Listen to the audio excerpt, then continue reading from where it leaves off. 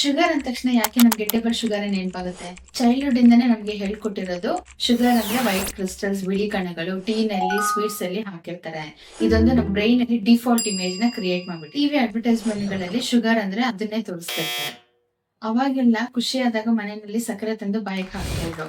So ಇದು immediate ಆಗಿ ರುಚಿನ ಕೊಡುತ್ತೆ. ಹಂಗಾಗಿ ಬ್ರೈನ್ ನಲ್ಲಿ ಡೊಪಮೈನ್ ಹಾರ್ಮೋನ್ ರಿಲೀಸ್ ಆಗಿ ಅದನ್ನ ಮೆಮೊರೈಸ್ ಮಾಡ್ಕೊಂಡಿದೆ.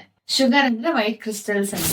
ನಾವು ನ್ಯಾಚುರಲ್ ಶುಗರ್ಸ್ ನ ಇಗ್ನೋರ್ ಮಾಡ್ತಾ ಇದೀವಿ. ಇದಕ್ಕೆ ಕಾರಣ ಲ್ಯಾಕ್ ಆಫ್ ಅವೇರ್ನೆಸ್. ತುಂಬಾ ಜನ ರಿಯಲೈಸ್ ಆಗಿಲ್ಲ ಫ್ರೂಟ್ಸ್, ವೆಜಿಟೇಬಲ್ಸ್, ಮಿಲ್ಕ್ ಅಲ್ಲಿ ನ್ಯಾಚುರಲ್ ಶುಗರ್ ಇದೆ with nutrition and fibre. We are rarely taught about the difference between natural sugar, added sugar, hidden sugar is actually dangerous. ನಮ್ಗೆ ಗೊತ್ತಿಲ್ಲದೆ ಇಂಡೈರೆಕ್ಟ್ ಆಗಿ ನಾವು sugar ನ ಕನ್ಸ್ಯೂಮ್ ಮಾಡ್ತಾ ಇರ್ತೀವಿ. Example, bread, salty snacks, sauces and all packed food ಗಳಲ್ಲಿ there are 262 names for sugar which food industry uses to put it on their package. Nicotine, alcohol ಹೆಂಗೆ addiction, sugar ಕೂಡ ಹಂಗೆ addiction. ಯಾಕಂದ್ರೆ reward chemical ನ stimulate ಮಾಡ್ತಾ ಇರೋದ್ರಿಂದ brain says I want this more. ತುಂಬಾ ಜನ ಹೇಳ್ತಾ ಇರ್ತಾರೆ ನಾನು ಶುಗರ್ ತಿಂತಾ ಇಲ್ಲ ಅಂತ. ಸೊ ನಾವು think about it. So next time ನಿಮ್ಗೆ ಶುಗರ್ ಅಂದ್ರೆ ವೈಟ್ ಕ್ರಿಸ್ಟಲ್ಸ್ ಮಾತ್ರ ಅಲ್ಲ ಅನ್ನೋದು ನೆನ್ಪಿಡ್ಬೇಕು.